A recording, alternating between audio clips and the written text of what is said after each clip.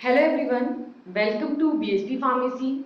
I am Nikita Gupta and today we are going to start our new subject, that is Community Pharmacy and Management Unit number 1, and it's chapter number 1, Community Pharmacy Practice.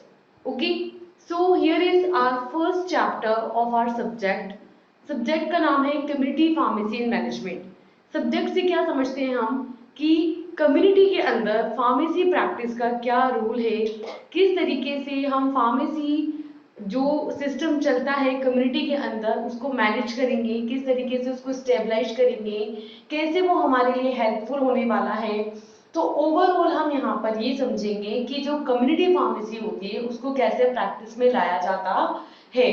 ठीक है, community pharmacy क्या होती है, किस तरीके से community develop हुई है, किस तरीके से फार्मेसी कम्युनिटी के अंदर आया है और क्या रोल ये प्ले करता है हमारे प्रोफेशन के अंदर। ठीक है, क्या होता है कम्युनिटी फार्मेसी, किस तरीके से इसको प्रैक्टिस किया जाता है, तो ये सारी चीजें हम यहाँ पर डिस्कस करेंगे। तो स्टार्ट करते हैं हमारा chapter number 1, that is community pharmacy practice, की किस तरीके से कम्युनिटी फार्मेसी की प्रैक्टिस की जाती है। ठीक है, तो स्टार्ट करते हैं फर्स्ट चैप्टर। फर्स्ट चैप्टर के अंदर सबसे पहले हम ये समझेंगे कि फार्मेसी होता क्या है। ठीक है, क्या कम्युनिटी फार्मेसी की हिस्ट्री रही है, क्योंकि हमें इंडियन और इंटरनेशनल दोनों सिनेरियोस के अकॉर्डिंग स्टडी करना है। तो हम पहले देखेंगे इंडियन सिनेरियोस के अकॉर्डिंग क्या फार्मेसी रही है। ठीक है, किस तरीके से इस कम्युनिटी फार्मेसी ने डेवलपमेंट किया है, क्या क्या प्रॉब्लम्स आई जब ये ग्रोथ कर रहा था, किस तरीके से इंडियन फार्मास्यूटिकल एसोसिएशन बना जिसने क्या क्या रोल प्ले किया, और इन द लास्ट हम देखेंगे कि किस तरीके से इंडियन और इंटरनेशनल सिनेरियोस यहाँ पर डेवलप हुए हैं। ठीक है, तो ये सारी चीजें हम यहाँ पर डिस्कस करेंगे। तो स्टार्ट करते हैं सबसे पहले इस चीज से कि कम्युनिटी फार्मेसी होता क्या है। ठीक है, तो देखो, a community pharmacy often referred to as a retail pharmacy or a retail drug outlets is a place where the medicines are stored and dispensed, supplied and then sold। ठीक है, क्या बोल रहे हैं कि कम्युनिटी फार्मेसी का क्या मतलब है। कम्युनिटी फार्मेसी को रिटेल फार्मेसी भी बोला जाता है। जो रिटेल में जो आपने अपने शॉप्स देखी होगी, जो केमिस्ट की शॉप है या जो भी ड्रग्स की मेडिसिन की जो शॉप होती है, जो रिटेल शॉप होती है, उसी को बोलते हैं कम्युनिटी फार्मेसी। तो कम्युनिटी फार्मेसी को रिटेल फार्मेसी भी बोला जाता है या इसे रिटेल ड्रग आउटलेट्स भी बोला जाता है। वो आउटलेट जिन पे जो ड्रग्स होती है वो रिटेल प्राइस में मिलती है, ठीक है, उनको बोलते हैं कम्युनिटी फार्मेसी। ये वो प्लेस होता है, वो जगह होती है जहां पर मेडिसिन जो रहती हैं, दवाइयां जो रहती हैं, वो स्टोर की जाती हैं। ठीक है, उनको एक जगह इकट्ठा किया जाता है एंड देन उसके बाद उसको डिस्पेंस किया जाता है। जब भी कोई भी पेशेंट की नीड होती है उसके अकॉर्डिंग उसको सेल किया जाता है, डिस्पेंस किया जाता है। जहां पर उसकी नीड होती है वहां पर उसको सप्लाई किया जाता है, या आप कह सकते हैं कि उसको सोल्ड किया जाता है, उसको बेचा जाता है। तो कम्युनिटी फार्मेसी वो जगह है जहां पर हम अपने ड्रग को, हमारे मेडिसिनल सब्सटेंस को क्या करते हैं, सोल्ड आउट करते हैं, उसको बेचते हैं। ठीक है, तो इस तरीके से the general population usually calls the community pharmacist pharmacies a medical store, and the pharmacists working in the community practice setting are either diploma pharmacists or graduate pharmacists with the D Pharm or B Pharm degrees। ठीक है, generally लोग समझते हैं कि भाई community pharmacy से नहीं समझ के, ऐसे सिंपली अगर एक जनरल टर्म्स में बोले तो मेडिकल शॉप जो रहती है, मेडिकल स्टोर्स जो रहते हैं, उनको हम कम्युनिटी फार्मेसी बोलते हैं। ठीक है, तो जो जनरल पॉपुलेशन होती है वो इन कम्युनिटी फार्मेसीज को क्या बुलाती है, मेडिकल स्टोर्स बुलाती है। और जो लोग कम्युनिटी फार्मेसीज के अंदर कम्युनिटी प्रैक्टिस परफॉर्म कर रहे होते हैं उनको बोलते हैं फार्मासिस्ट। क्या बोलते हैं, फार्मासिस्ट, जो क्या होते हैं, या तो डिप्लोमा इन फार्मेसी होते हैं या ग्रेजुएट फार्मासिस्ट होते हैं। यानी कि जिन्होंने या तो डी फार्म किया होता है, डिप्लोमा किया होता है फार्मा के अंदर, ठीक है, या फिर उन्होंने ग्रेजुएशन की होती है ना, बैचलर्स डिग्री की होती है फार्मा के अंदर। ठीक है, This community pharmacy practice means any place under the direct supervision of a pharmacist where the practice of pharmacy occurs or where the prescription orders are compounded and dispensed other than the hospital pharmacy or a limited service pharmacy. ठीक है, ये जो community pharmacies होती हैं इसके अंदर जो practice perform की जाती है यानी कि जो भी मेडिकेशन दिया जाता है, डिस्पेंसिंग की जाती है, सॉल्ट आउट किया जाता है, तो ये जो कम्युनिटी फार्मेसी प्रैक्टिस जो जगह होती है ये वो जगह होती है जहाँ पर किसी के अंडर डायरेक्ट सुपरविजन, मतलब यहाँ पर किसी के सुपरविजन के अंदर, ठीक है, वो सुपरविजन किसका होगा, एक फार्मासिस्ट का होगा। फार्मासिस्ट जो कि रजिस्टर्ड है, ठीक है, ऑथराइज्ड है किसके लिए, मेडिकेशंस को या हम कहेंगे जो भी मेडिसिन है उनको सेल करने के लिए। ठीक है, तो यहाँ पर फार्मासिस्ट के डायरेक्ट सुपरविजन के अंदर, ठीक है, फार्मेसी प्रैक्टिस परफॉर्म की जाती है। Practice of pharmacy occurs, pharmacy की प्रैक्टिस की जाती है। या फिर यहाँ पे जो भी प्रिस्क्रिप्शन ऑर्डर आते हैं, प्रिस्क्रिप्शन ऑर्डर मतलब कि जो भी डॉक्टर का पर्चा आता है, प्रिस्क्रिप्शन को एक सिंपल वर्ड में कहें तो डॉक्टर का पर्चा, ठीक है, तो जो भी प्रिस्क्रिप्शन आते हैं, प्रिस्क्रिप्शन जो होते हैं वो एक रजिस्टर्ड मेडिकल प्रैक्टिशनर के थ्रू, जो भी रजिस्टर्ड मेडिकल प्रैक्टिशनर होता है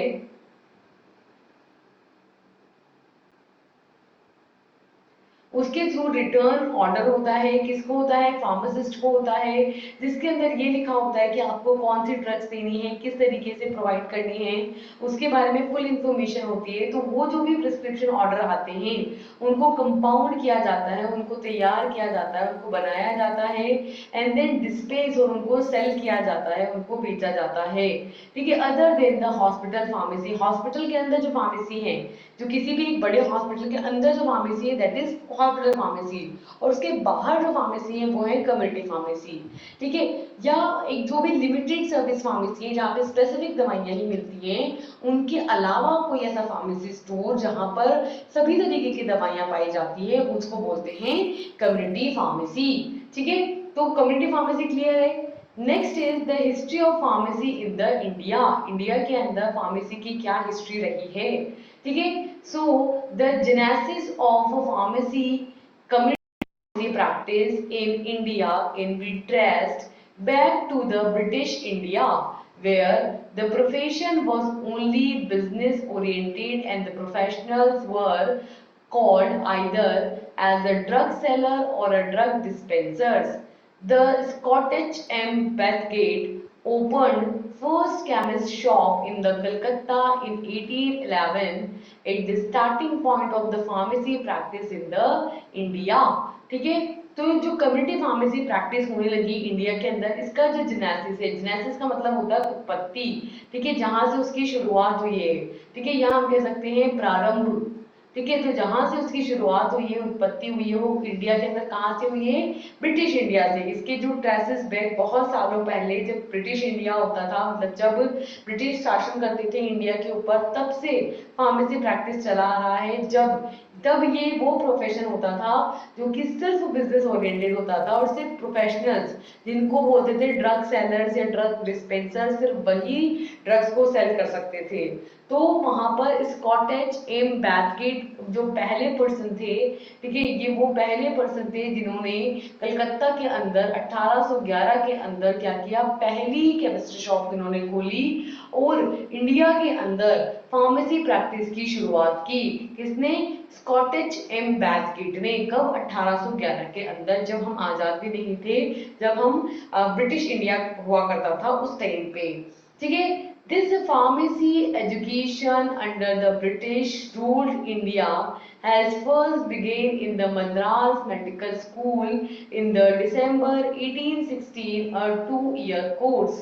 ठीक है, तब उस टाइम पे जब फार्मेसी प्रैक्टिस हुआ करती थी तब वहां पे भी ऑफ कोर्स हमने बोला कि भाई उस टाइम पे भी बिजनेस ओरिएंटेड होते थे, सिर्फ प्रोफेशनल्स होते थे, वही जो है आपके मेडिसिकेशंस को सेल कर सकते थे, उनको ड्रग सेलर या ड्रग डिस्पेंसर बोला जाता था। ठीक है, तो ऑब्वियस सी बात है कि उनको कहीं ना कहीं तो एजुकेट भी किया जाता होगा, तभी तो वो ड्रग डिस्पेंसर बनेंगे। तो उस टाइम पे जो फार्मेसी एजुकेशन होती थी वो ब्रिटिश रूल के अकॉर्डिंग होती थी, ब्रिटिश जो है वो उसको रन कराते थे। और इंडिया के अंदर फर्स्टली ये जो बिगेन हुई थी, शुरुआत हुई थी, ये हुई थी मद्रास मेडिकल स्कूल के अंदर। कब? दिसंबर 1860 के अंदर, 1860 के दिसंबर में। ठीक है, इसकी सबसे पहले शुरुआत हुई थी जहाँ पे ये 2 ईयर कोर्स हुआ करता था, 2 साल का कोर्स होता था ये। ठीक है, जहाँ पर फार्मेसी को पढ़ाया जाता था, फार्मेसी एजुकेशन प्रोवाइड की जाती थी। कॉलेज का नाम क्या था? Madras medical school. ठीक है, in Goa, which was under the Portuguese rule, Escola Medico started a combined course in the medicine and the pharmacy in 1842. The Indian Pharmacopoeia was the first published in 1868. The official Indian Journal of Pharmacy was the first released in the 1939. ठीक है, तो गोवा के अंदर, उसके बाद गोवा के अंदर Portuguese के रूल के अकॉर्डिंग स्कोला मेडिको ने सबसे पहले एक कोर्स स्टार्ट किया जहां पर जो मेडिसिन की स्टडी थी और फार्मेसी की स्टडी थी उसको दोनों को कंबाइन किया गया 1842 के अंदर। 1842 के अंदर एस्कोला मेडिको ने एक नया कोर्स चालू किया जिसके अंदर मेडिसिन यानी दवाइयां और फार्मेसी प्रोफेशन को कंबाइन करके एक साथ पढ़ाया जाता था। ठीक है, और 1868 में, ठीक है, जब 1860 में एजुकेशन स्टार्ट हो गई थी और 1868 के अंदर फर्स्ट इंडियन फार्माकोपिया जो है वो पब्लिश हुई। ठीक है, the official Indian journal of pharmacy, यहाँ पर जो ऑफिशियली रिलीज हुआ इंडियन जर्नल फार्मेसी का वो था 1939 में, 1939 के अंदर पहला, सबसे पहला फार्मेसी का इंडियन जर्नल जो है ऑफिशियली पब्लिश हुआ था। ठीक है, उसके बाद the pharmacy practice scenario and especially the community pharmacy practice during the pre-independence era was highly unregulated and there were no restrictions on the practice of pharmacy in the India. The standardization of pharmacy education was introduced in 1945. The Indian Pharmaceutical Congress Association had its first annual conference in 1948. The Pharmaceutical Association was the first pharmaceutical society of India, which was started in 1923 and was renamed as the Pharmaceutical Society of India after the 2 years. Then in the 1932, the pharmacy education was started at Banaras Hindu University, that is BHU, and introduced a bachelor's of pharmaceutical chemistry and was the first university to start a 3-year bachelor's program in the pharmacy. ठीक है, तो क्या बोल रहे हैं कि जो pharmacy practice का जो सिनेरियो है, स्पेशली जो कम्युनिटी फार्मेसी प्रैक्टिस है, ठीक है, ये कहाँ से शुरू हो गई थी? प्री इंडिपेंडेंस यानी आज़ादी मिलने के पहले से शुरू हो गई थी। जब ये उस टाइम पे होती थी तब ये काफ़ी ज़्यादा अनरेगुलेटेड थी, एक प्रॉपर सिस्टम नहीं था, एक प्रॉपरली रेगुलेटेड सिस्टम नहीं था, और यहाँ पर कोई रेस्ट्रिक्शंस नहीं थे कि आप कौन सी मेडिकेशन सेल कर सकते हो, कौन सी नहीं कर सकते हो, इस पर कोई रेस्ट्रिक्शंस नहीं था। ठीक है, तो इंडिया के अंदर फार्मेसी प्रैक्टिस के अंदर कोई रूल्स नहीं थे, कोई रेगुलेशंस नहीं थे, कोई रेस्ट्रिक्शंस नहीं था। ठीक है, फिर 1945 के अंदर, 1945 के अंदर सबसे पहली बार फार्मेसी एजुकेशन के अंदर स्टैंडर्डाइजेशन को बताया गया कि ये सारे स्टैंडर्ड्स हैं जिसको आपको फॉलो करना है फार्मेसी प्रोफेशन के अंदर। ठीक है, इसके लिए 1948 के अंदर इंडियन फार्मास्यूटिकल कांग्रेस के एसोसिएशन के अंदर पहली बार जो है फर्स्ट एनुअल कॉन्फ्रेंस कंडक्ट कराई गई। ठीक है, तो इंडियन फार्मास्यूटिकल कांग्रेस एसोसिएशन ने पहली एनुअल कॉन्फ्रेंस कराई कब? 1948 में, 1948 के अंदर।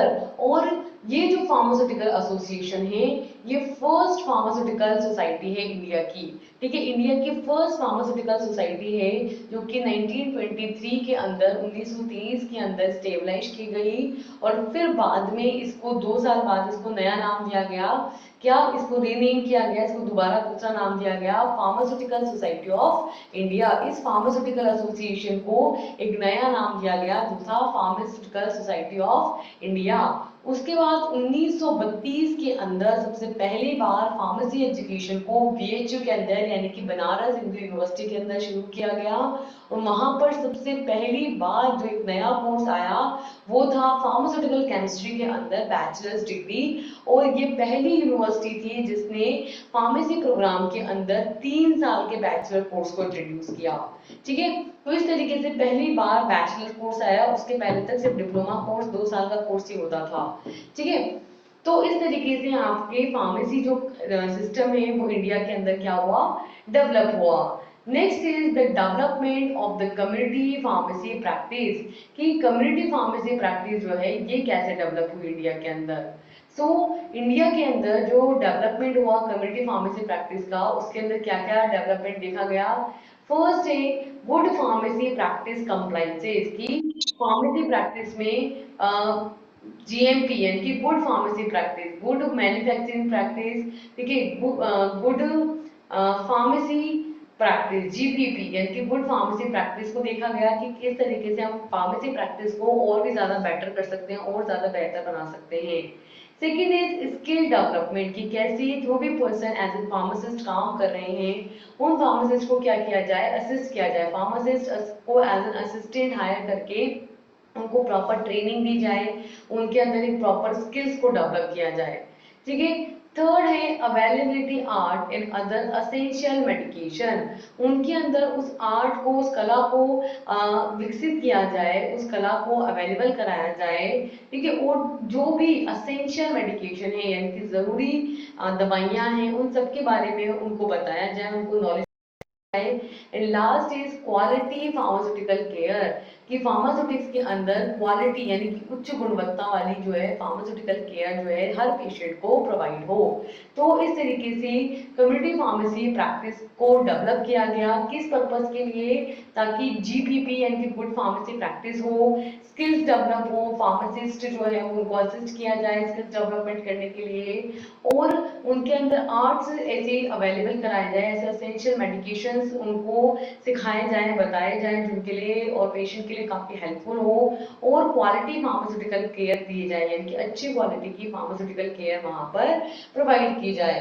ठीक है, next is the problem faced by the community pharmacist are first, जब ये कोई भी pharmacist as a community pharmacist काम करता है तब उसको कई सारी तरीके की दिक्कतें, परेशानियां, प्रॉब्लम्स फेस करनी पड़ती हैं, जैसे कि first inadequate incentives and profit margins which varies around 12 to 20%। ठीक है, कि उसको जो भी इंसेंटिव या जो भी प्रॉफिट मिलता है वो वेरी करता है, कई बार वो ज्यादा मिलता है, कई बार वो कम मिलता है। ठीक है, तो वो इनएडिक्वेट होता है, एकदम करेक्ट नहीं होता है। जो भी इंसेंटिव्स या प्रॉफिट मार्जिन है वो इनएडिक्वेट होते हैं, वो 12 से 20% के बीच में वेरी करते हैं, 12% से 20% के बीच में वो हो सकते हैं। Second is overcrowding of pharmacies in urban and semi-urban areas. The overcrowding of community pharmacies in the same locality is a reason for unhealthy competition and non-development of professional concepts in the practice areas, whereas in the rural areas the pharmacies is much lesser or not there। ठीक है, second क्या है कि कई बार जो urban areas होते हैं, urban areas को मतलब समझो कि जो झुग्गी झोपड़ियों में रहते हैं, बड़े शहरों में जो गरीब लोग होते हैं वो होते हैं अर्बन। ठीक है, तो अर्बन एरियाज के अंदर जो है फार्मासिस्ट जो है वहां पे ओवर क्राउडिंग हो जाती है, मतलब बहुत सारी भीड़ जो है इकट्ठा एक जगह आके इकट्ठा हो जाती है। जो सेमी अर्बन एरियाज है वहां पर बहुत ही ओवर क्राउडिंग देखने को मिलती है। ठीक है, तो यहाँ पर एक ही जगह पर सेम लोकेलिटी के अंदर एक ही जगह पर जो भी कम्युनिटी फार्मेसीज हैं वो बहुत ज्यादा हैं, उसकी ओवर क्राउडिंग है, बहुत ज्यादा है, तो ऑब्वियस सी बात है कि वहां पर बहुत ज्यादा कंपटीशन होगा। बहुत सिंपल सी बात है कि इस पर्टिकुलर ये एरिया है, यहाँ पर एक ही जगह पर 10 फार्मासिस्ट हैं, ठीक है। तो हर फार्मासिस्ट क्या चाहता है कि मेरे कोई भी आए तो मेरी मेरी दुकान से सामान खरीदे। ठीक है। तो यहाँ पर क्या होता है, अर्बन और जो सेमी अर्बन एरियाज हो जाते हैं वहां पर ओवर क्राउडिंग देखने को मिलती है फार्मासिस्ट की, यानी कि कम्युनिटी फार्मासिस्ट इतने ज्यादा होते हैं कि उसकी वजह से जो कंपटीशन होता है वो काफी अनहेल्दी हो जाता है। वो सामने वाला कहता है मैं तुम्हें और सस्ते में दूंगा, चलो मेरे पास आके ले जाओ। ठीक है। तो अनहेल्दी कंपटीशन देखने को मिलता है। ठीक है। और प्रोफेशनल कंसेप्ट जो प्रैक्टिस एरिया है वहां पर प्रोफेशनल कंसेप्ट भी इतने ज्यादा नॉन डेवलपमेंट, मतलब वो भी इतने ज्यादा डेवलप्ड नहीं होते। उनको जो भी थोड़ी बहुत नॉलेज होती है उसके अकॉर्डिंगली वो अपने मेडिकेशन सेल करने लग जाते हैं। उनको प्रोफेशनली पूरी तरीके से प्रैक्टिकल नॉलेज भी नहीं होती है। Whereas in the rural area, pharmacists are much lesser and not there. ठीक है। बिल्कुल इसके अपोजिट जो रूरल एरियाज हैं, जो ग्रामीण क्षेत्र है, वहां पे या तो फार्मासिस्ट है ही नहीं या फिर है तो बहुत कम है, जितनी रिक्वायरमेंट है उससे बहुत कम है। तो अर्बन एरियाज के अंदर तो प्रॉब्लम ये है कि इतना ज्यादा है कि वहां पे अनहेल्दी कॉम्पिटिशन हो रहा है, और रूरल एरिया में प्रॉब्लम ये है कि इतना कम है वहां पे फार्मासिस्ट कि वहां पर जितनी रिक्वायरमेंट है वही फुलफिल नहीं हो पा रही। तो ये सेकंड मेजर प्रॉब्लम है। थर्ड है कि anyone can open a pharmacy, it is not exclusive domain of the pharmacist. ठीक है। नेक्स्ट प्रॉब्लम ये थी जो कम्युनिटी फार्मासिस्ट उस टाइम में फेस कर रहे थे कि कोई भी फार्मेसी खोल सकता था। ठीक है। वहां पर कोई एक्सक्लूसिव डोमेन नहीं है कि सिर्फ रजिस्टर्ड फार्मासिस्ट होगा तो वही फार्मेसी ओपन कर सकता है, कोई और नहीं कर सकता। अब तो पर्टिकुलर रूल है कि सिर्फ लाइसेंस वाले ही जो है फार्मेसीज ओपन कर सकते हैं। बाकी उस टाइम पे जो है एक ऐसे कोई स्पेसिफिक नहीं था, इस वजह से कोई भी ओपन कर सकता था फार्मेसी, और इस वजह से ये एक एक्सक्लूसिव डोमेन नहीं था। फोर्थ है professional fees, that is if present in India there is no practice of charging the professional fees for the dispensing the prescriptions। ठीक है। प्रोफेशनल फीस का मतलब है कि भाई जैसे इंडिया है तो इंडिया के अंदर एट प्रेजेंट तो नहीं हो रहा है, ऐसी कोई प्रैक्टिस नहीं है जिसके अंदर मेडिकेशंस को डिस्पेंस करने की, मतलब दवाइयों को बेचने की एक प्रोफेशनल चार्जिंग फीस होती है। ऐसा नहीं होता, जो प्रॉफिट मार्जिन होता है वो उनका खुद का होता है, बाकी उसके अलावा कोई भी प्रोफेशनल फीस जो है फार्मासिस्ट नहीं लेता है। ठीक है। तो ये भी एक प्रॉब्लम है। और लास्ट है too many me too brands in market, that is why India has many drugs and FDCs in the market in more than 1 lakh brands, and lack of implementation of drug law pharmacist is not present। ठीक है। तो यहाँ पर कई सारे me too brands हैं। ठीक है। बहुत सारे ब्रांड्स हैं और इस वजह से मार्केट के अंदर बहुत सारी मेडिकेशंस हैं, बहुत सारी एफडीसीज हैं, बहुत सारी एफडी अप्रूव्ड ड्रग्स हैं। ठीक है। तो मार्केट में कई सारे ड्रग्स एफडीसीज वहाँ पे प्रेजेंट है और 1 लाख से भी ज्यादा ब्रांड्स वहाँ पर प्रेजेंट है। और इसकी वजह से क्या होता है, ठीक है, इसकी वजह से क्या प्रॉब्लम देखने को मिलती है कि कंपटीशन बहुत ज्यादा है ड्रग्स के बीच में। और जब फार्मासिस्ट वहां पे प्रैक्टिस करता है तो कई बार वो जो भी मेडिकेशंस के लॉज हैं, इथिक्स हैं, उन प्रॉपर्ली जो है इम्प्लीमेंट नहीं करता है, और उसकी वजह से रूल्स रेगुलेशंस जो है उनके अंदर दिक्कत देखने को मिलती है। ठीक है। नेक्स्ट है role of Indian pharmaceutical association. अभी हमने जस्ट इसकी पहले हिस्ट्री की बात करी थी, तब वहां पे कहा था कि इंडियन फार्मास्यूटिकल एसोसिएशन बनाया गया। ठीक है। और इसको बाद में इसका नाम भी चेंज किया गया। ठीक है। लेकिन इसको बनाने का पर्पस क्या था, क्यों इंडियन फार्मास्यूटिकल एसोसिएशन को बनाया गया? So next is the role of Indian pharmaceutical association. The public perception of community pharmacy and the pharmacist was weak. The general population considers community pharmacists as a drug dealers, but gradually the community pharmacy is awakening with the steady effect of Indian Pharmaceutical Association, that is IPA, and many other organizations and eminent pharma professionals। ठीक है। तो क्या बोल रहे हैं कि जो community pharmacy है, ठीक है, तो पब्लिक का जो परसेप्शन है, लोगों की जो विचारधारा है, लोगों का जो परसेप्शन है कम्युनिटी फार्मेसी को लेकर के और वहां पे काम करने वाले फार्मासिस्ट को लेकर के, वो काफी ज्यादा वीक है, काफी ज्यादा कमजोर है। वो फार्मासिस्ट की इतनी ज्यादा रोल और इतनी ज्यादा इंपॉर्टेंस को कंसिडर ही नहीं करते हैं। ठीक है। जनरल पॉपुलेशन से ये कंसिडर करती हैं कि जो कम्युनिटी फार्मेसी है ना वो सिर्फ ड्रग ट्रेडर्स हैं कि किराने की दुकान लगा के जैसे बैठता है ना तो वैसे ही दवाई की दुकान लगा के बैठा है, बस इतनी सा ही वो कंसिडर करते हैं। लेकिन धीरे धीरे फार्मेसी जो कम्युनिटी फार्मेसी वो धीरे धीरे अवेलेबल हो रही है, उसके लिए जागरूकता बढ़ रही है। और ये किसकी वजह से हो पाया है, ये IPA यानी इंडियन फार्मास्यूटिकल एसोसिएशन के लगातार प्रयासों की वजह से हो पाया है। और डिफरेंट ऑर्गेनाइजेशंस हैं और फार्मा प्रोफेशनल्स हैं जो इसके अंदर काफी ज्यादा जो है फार्मेसी प्रैक्टिस को एक इम्पॉर्टेंट रोल प्ले करने के अंदर अपना योगदान देते हैं। ठीक है। लास्ट आता है आपके नेशनल और इंटरनेशनल यानी Indian and international scenarios. So India is the most reduced normal yearly wages of the drug specialist in the investigation, which has just $2854, that is 2854. And when we come toward the fulfillment level of drug specialist and examination demonstrate that lone 17.5% of the partook drug specialists were fulfilled in the India. In the Pakistan, this is about the India. Then this is about the Pakistan. So Pakistan and India needs to accomplish for their keen and hitter well-being framework of conveying the drug store calling to phase.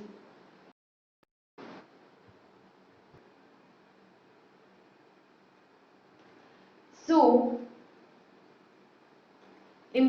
generally in the Pakistan and India both needs to accomplish, they have to fulfill of their keen and hitter well-being framework to convey the drug store which is calling to a phase where it can the general population and well-being frame in a clear way. ठीक है। तो generally जो पाकिस्तान है और India है वो अपने kick and hit, ठीक है, किक एंड हिट जो मॉडल है उसके ऊपर बेस करके, ठीक है, एक वे है, एक तरीका है जिसके थ्रू वो अपने जो ड्रग स्टोर होते हैं उसके ड्रग स्टोर को एज एन फेज यूज करते हैं जहां पर जो भी जनरल पॉपुलेशन होती है, ठीक है, उनके साथ वो मेडिकेशन को सेल करके एक प्लेयर के तरीके से जो है एक फ्रेमवर्क को स्टेबलाइज करते हैं। ठीक है।